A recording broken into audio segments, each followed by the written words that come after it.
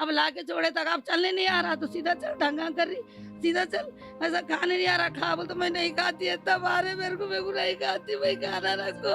ऐसा मैं खाने नहीं आता, बच्चों ने खिलाई, वो बच्ची खिलाई खाना, पूछो मेरे को नहीं खाने आ रहा था जी बाजी। मेरे अम्मी अब्बा मेरे को एक बार नहीं मारे। जो शेख रियाज के मासूम बच्चों के साथ, फैमिली के साथ, उसकी ज़ईफ़ माँ को बिठा के टांगे चीरे, उसकी शर्मगाह पे मिर्ची डाले, उसकी आंखों में मिर्ची डाले और उसकी अहलिया के साथ टॉर्चर करे, सेक्सुअली अब्यूज़ करे उसको। फिर मासूम जो बच्ची है उसकी शलवार में गिरगुट डाल दिए, मेंढुका डाल दिए। ये किस तरीके का टॉर्चर हो रहा बताइए आप। 24 घंटे से ज्यादा आप लोगों को टॉर्चर कर रहे थे, वो पूरा टाइम रास्ता नहीं करे, क्या हुआ बोले तो लोग मारे, लोग पुलिस क्या हुआ बोले तो लोग मारे, ऐसा मारे बोले तो अफसर आदि नहीं मारे, कहीं को बोली पुलिस वाले, तो कहीं को बोली तू मारे बेटा। बताया जा रहा है कि रियाज यहाँ पर आकर छुपा था इस लॉरी में गिरफ्तारी से पहले। इसके अंदर आप देख सकते हैं कि कुछ एक बेडशीट है, कुछ सामान रखा हुआ है यहाँ पर। यही इसी कैबिन के अंदर के रख लिए थे नो हैदराबाद, बैग पैक कर लिए, देखो जमा लिए थे बैग, ये इसमें साबुन भी है, कपड़ों का है, तुआल है, कपड़े जमा लिए थे, जाके मैं हैदराबाद ड्यूटी कर ले तू बोल के दे। अभी भी ये तकलीफ है आपको? हमारे तो बहुत बताइए, ये पैरों पे भी सूजन आपके ये मारों की वजह से? Abusers of law and order police है, क्योंकि यहाँ बहुत जुल्म कर रहे हैं पुलिस। अच्छा, रियाज के बारे में छोड़ दीजिए, जो भी है बाद में बात करेंगे, पर उनकी बीवी, ज़ईफ़ अम्मा, वालिदा और उनके 2 छोटे छोटे बच्चों को पुलिस स्टेशन लेके 24 घंटे से ज़्यादा उनको टॉर्चर करे। बोल भी नहीं सकते क्या टॉर्चर करे, हाँ इतना ख़राब था। तो ये क्या लॉ एंड ऑर्डर है यहाँ पे निज़ामाबाद में, जो पुलिस एक माफिया की तरह दे एक्टिंग लाइक द माफिया वे। अजी बाजी रखो मारो जी, अजी बाजी में तेरे पाँव यानी आप ये फरियाद कर रहे थे? मैं उनको भैया मैं इतने चीज अब तेरे पाँव पड़ती जी बाजी, तुम कुछ तो भी लाओ जी। मैं हाथ रख के बोलती जी बाजी, मैं झूठ नहीं बोल रही जी, खाली अम्मी जा रहा हूँ नमाज बोल के गा जी बाजी, मैं नहीं बोला जी। देखिए, अगर रियाज जो है निजामाबाद का, अगर वो एक क्रिमिनल एक्टिविटीज में इन्वॉल्व था, तो पुलिस की जिम्मेदारी है कि उसको पकड़े, जज के सामने प्रोड्यूस करे और अदालत उसको फांसी की सजा दे। इस पे किसी को ऑब्जेक्शन नहीं होता, इस पे किसी को कोई सवाल नहीं करता। तारीख गवाह है इस बात की कि अजमल कसाब, उसने एक पुलिस वाले को मारा, लेकिन हिंदुस्तान की अदलिया ने उसको 3-4 साल अदालत में रख के उसको फांसी की सजा दी। किसी मुसलमान ने उसकी फांसी के ऊपर एहतजाज नहीं किया, बल्कि मुंबई के मुसलमानों ने लिखित तौर पर खबरस्तान की कमेटी ने जेल अथॉरिटीज को, पुलिस अथॉरिटीज को इस बात का लेटर दिया था कि हम इसको अपने खबरस्तान में जगह नहीं देंगे। आलियर एनकाउंटर में हाथों पे हथकड़ी थी और यहाँ पर भी जो है उन्हें अधमरा था, यानी उसके हाथां तोड़ दिए, गर्दन तोड़ दिए थे शेख रियाज के। तो मुझे कुछ शक व शुबा था, मैं जाना चाह रहा था, तो अचानक जो है 4-5 गाड़ी पुलिस आ गई और मुझे बोले कि आज दिवाली है, आज वहाँ पर बहुत गड़बड़ है, आप मत जाइए, कल जाइए। आप दूसरे दिन भी नहीं जाने दिया मुझे। आप रियाज के कौन है, मतलब कौन होना था आप? रियाज के मामू होना, छोटे मामू। आप जब रियाज को गुस्ल दिया जा रहा था वहाँ मौजूद थे, तो आप बता सकते हैं कि रियाज की बॉडी पे जो इनकाउंटर हुआ बोल के बताया गया है, तो रियाज की बॉडी पे कुछ मार्क्स और कुछ निशान थे? मार्क्स थे ना साहब, पीछे से गोलियां लगे से थे, 4 गोलियां का निशान था और हाथ बेंड हो जा रहे थे, सीधे नहीं रह रहे थे, और गर्दन भी सीधी रखे तो गर्दन भी नहीं रुक रही थी, गर्दन मुड़ जा रही थी, इधर इधर मुड़ जा रही थी ऐसा, और हाथां भी सूजे हुए थे, पैरां भी सूजे हुए थे। जिस मुकाम पर मैं खड़ा हूँ, यही वो मुकाम बताया जा रहा है कि इसी मुकाम पर कांस्टेबल प्रमोद पर रियाज का हमला हो जाता है, ये इल्ज़ामात लगाए गए हैं। लेकिन सवाल ये उठते हैं कि इतना कमर्शियल एरिया है, इतना बिजी एरिया है, और वो जो वक्त था वो 8 साढ़े 8 का वक्त था, वो ऐसा भी वक्त नहीं था कि यहाँ पर कोई मौजूद ना हो सड़कों पर। लेकिन अभी तक ना ही कोई सीसीटीवी फुटेजेस पुलिस की तरफ से मिले हैं। जो कुछ भी मीडिया में चला, जो कुछ पुलिस का वर्जन है, उसमें बहुत सारे लूप होल्स है। रियाज ऐसा पकड़ लिया मामा को, हम क्या समझे टी शर्ट फाड़ देंगे हो रहा, नहीं तो ऐसा पकड़ लिया बोल के सोच रहे थे। उन्हें क्या करा कि मामू उधर गाड़ी स्लो हो गई, गाड़ी इस तरफ पलट गई, मामू उधर गिर गए।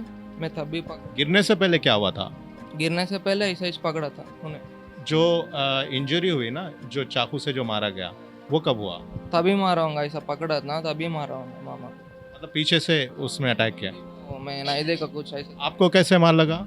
मेरे को नहीं मालूम तब तक। मामा गिर गए तब उन्हें भाग रहा, तब उसको पकड़ने को बोलते, जाना बोलते, तब मेरा पैर पूरा फ्रीज हो गया। तब तक मेरे को नहीं मालूम मेरे को मारा बोल के। इंस्टेंटली हमारे जहनों में कई क्वेश्चन मार्क्स है, कई क्वेश्चन मार्क्स जब तक हमको आंसर नहीं मिले, और हम आंसर लेने के ज़रूर तलाश करेंगे और आंसर लेके रहेंगे।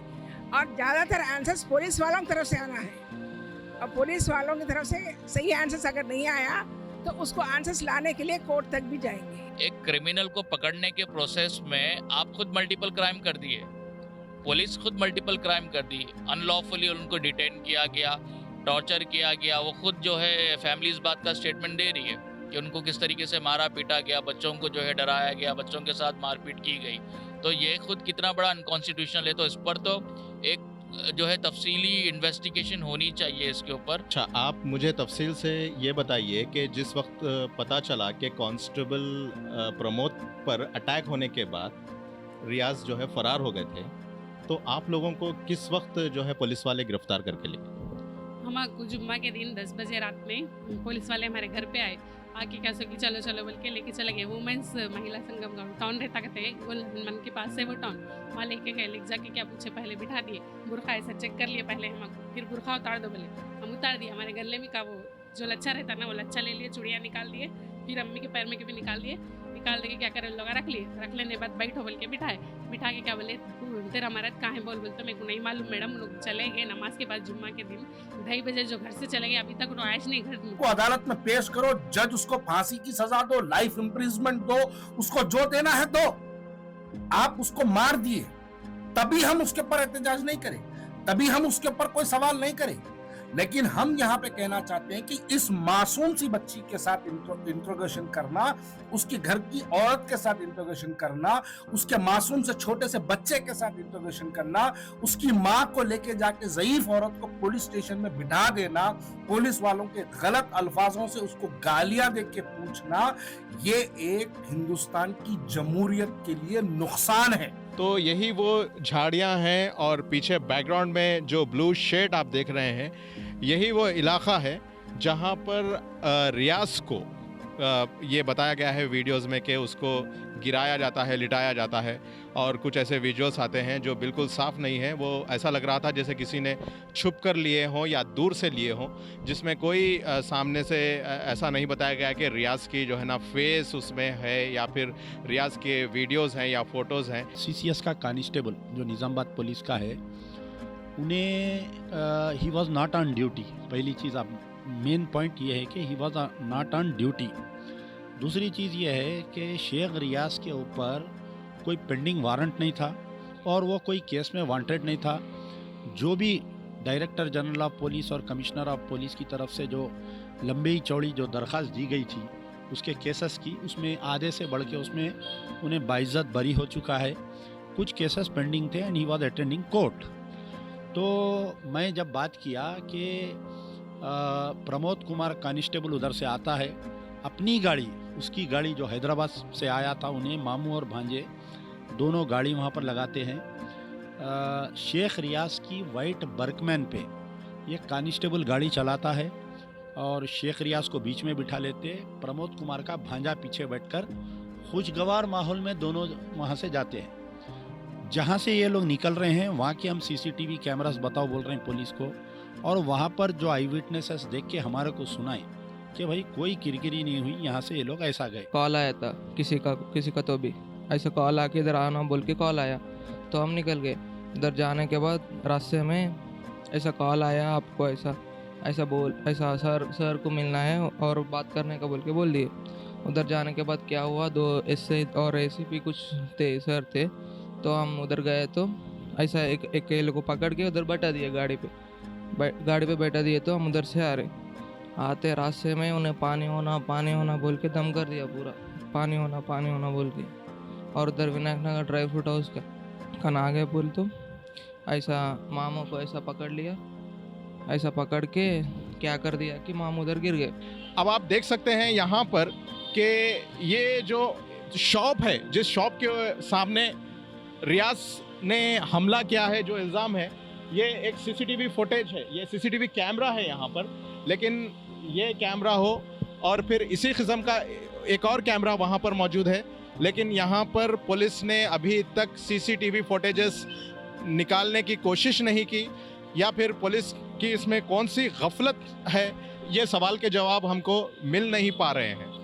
अभी हम लोग यहाँ से जाने के बाद प्रेस कॉन्फ्रेंस का इंतजाम करेंगे, हमारा कंपेल होगा, हमारा पूरा रिपोर्ट, इसके बाद में हमारा डिस्कशन होगा रिप्रेजेंटेशन के बारे में, सब बारे में।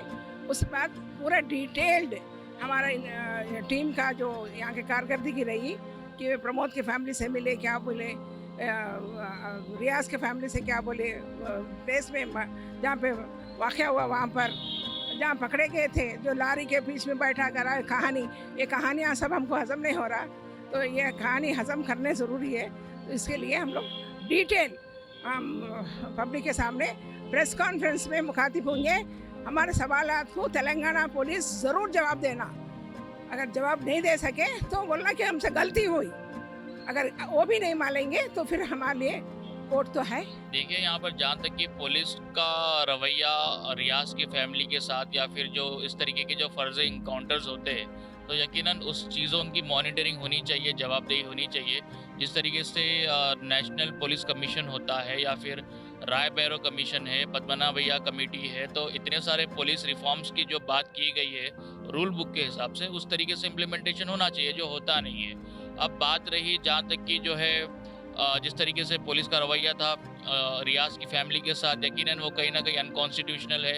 ये जो इनकाउंटर निज़ामाबाद तेलंगाना में पेश आया, ये यूपी बिहार में पेश नहीं आया। अगर ये यूपी बिहार में पेश आया होता तो यकीनन असदुद्दीन ओवैसी साहब फ़्लाइट पकड़ के वहाँ पे जाते और जो घर वाले हैं, जो ख़ानदान वाले हैं, उनसे मिलते और उनसे जो है बात करते और गवर्नमेंट के सामने सब बात लाते और पुलिस का किस तरीके से जुल्म हुआ है, ये सब बातें वो वहाँ पे करते। लेकिन जब भी बात तेलंगाना की आती है, चाहे वो मसाजिद अगर शहीद हो जाए, चाहे कोई ख़बरस्तान डेमोलिश हो जाए, या चाहे कोई वफ़ की प्रॉपर्टीज़ हो जाए, या फिर माजी में हमने देखा कि काफ़ी सारे एनकाउंटर जैसे भी हुए जो फ़र्जी हुए, ख़ास करके अगर एलआर एनकाउंटर की बात कर ले या दूसरी चीज़ों की बात कर ले, तो वहाँ पर अक्सर जो है असदुद्दीन ओवैसी साहब जो है खामोश रहे हैं। अरे ढोकले वादे, मुसलमानों के साथ किए जाने वाले झूठे वादे, मुसलमानों के अंदर ये जाके बिहार, महाराष्ट्र, उत्तर प्रदेश में ठहर के नारे लगाने वालों, 7 साल की बच्ची हैदराबाद के करीब निजामाबाद में पुलिस उसको उल्टा लटका के मारी, उसके आंखों में मिर्चियां डाली, उसके बाप का एनकाउंटर, फर्जी एनकाउंटर मैं कहूं, उसका फर्जी एनकाउंटर हो गया। उसकी बीवी के जिस्म के अंदर मेंढक, कपड़ों के अंदर मेंढके छोड़े गए पुलिस स्टेशन के अंदर। आप लोग खामोशी से बिहार के अंदर अपनी पार्टी को मजबूत करेंगे, हम जमात को मजबूत करने आए हैं। तेलंगाना के मुसलमान के साथ क्या हुआ पहले वो देखो। बाइक रनिंग में थी या फिर आप लोग रुके हुए? बाइक रनिंग में था, मामा चला रहे थे और वो बीच में था और मैं पीछे था। नहीं मतलब आप वो बीच में बैठा था, रियाज बीच में बैठा था, बाइक आप पीछे थे। प्रमोद कुमार की स्टैबिंग होने के बाद में 1 घंटा 1.5 घंटे के बाद में उसको मेडिकल एड मिल रहा हॉस्पिटल, और वो भी गवर्नमेंट हॉस्पिटल में, जहाँ पर जो है दिन में 11-12 बजे के बाद में कोई सीनियर डॉक्टर नहीं रहता। यहाँ पर पुलिस की लापरवाही है, total failure of the commissioner of police Nizamabad के इसको एक प्राइवेट हॉस्पिटल में नहीं लेकर गए। आज देखिए जो वाक़या हुआ हमारे कने ने, ये का चदरघाट कने कोई चोर स्नैचिंग कर रहा था तो डीसीपी इमीडिएट फायर करे, वो चोर को बचाने के लिए केयर हॉस्पिटल लेकर गए, उसको उस्मानिया नहीं लेके गए। तो ऐसा ही अगर प्रमोद कुमार को कोई प्राइवेट सुपर स्पेशलिटी हॉस्पिटल पे जाते तो शायद उसकी जान बचती। छोटी सी बात है, अगर किसी आज शहर हैदराबाद में या तेलंगाना में कहीं भी क्राइम होता है, खास करके मर्डर जैसे जो इश्यूज़ है, तो सोशल मीडिया पर हर वीडियोज़ आ जाती है। इतना बड़ा इंसिडेंट हो गया, मतलब एक पुलिस ऑफिसर पे जो है वो भी ऑफ ड्यूटी, ठीक है, अगर उन पे कोई अटैक हो रहा है और वो भी एकदम ऐसे इलाके में जहाँ पे हलचल है, आजू बाजू बहुत हैपनिंग प्लेस है, शोरूम्स है, दुकान है और मेन रोड है, तो एक सीसीटीवी फुटेज अब तक क्यों जो है पब्लिक के सामने क्यों नहीं लाया गया, ये भी काफ़ी जो है सवाल पुलिस पर उठ रहे। बहुत सारी चीज़ें हम लोग को मालूम हुआ आज, और हम लोग हर जगह गए, जहाँ से सो कॉल अरेस्ट हुआ, जहाँ प्रमोद का कांस्टेबल प्रमोद का सो कॉल मर्डर हुआ, वो सब जगह हम लोग गए। और हम लोग कमिश्नर के ऑफिस पे भी आए, पर he is already left home, so उनसे नहीं मिल सके हम लोग, पर सबसे मिले हम लोग और रियाज की फैमिली से मिले। पुलिस ने इन्वेस्टिगेशन के नाम पर जो इंटरोगेशन उनके साथ किया, फैमिलीज के साथ, लेडीज़ के साथ और जो है बच्चों के साथ में, तो उसके ऊपर तो MP असदुद्दीन ओवैसी का बयान आना चाहिए था और वो जाकर निज़ामाबाद में वो जाके मिलना चाहिए था, वो फैमिली से, वो बच्चों से, और जो है DGP से भी इस ताल्लुक से बात करनी चाहिए थी, लेकिन उन्होंने की नहीं। कैसा उठा सकते, उनके तो हाथ हम बनने वाले थे, मैं देखी तो रात में बताए थे, हमारे घर पर आए थे तो बनने वाले थे हाथ उनके, उनको मार दिए, उनको तोड़ दिया, गर्दन, नाक पुड़ गई, मुंह पुड़ गई। कई ऐसे सवालात उठे हैं सुबह से, जो है ना हम देखते आए हैं अपनी इन्वेस्टिगेटिव रिपोर्ट में, उसके भी खुलासे होने बाकी हैं और कई सवाल के जवाब मिलने बाकी हैं। मैं हबीब उमर सफदर अली मूसवी के साथ मीम TV के लिए।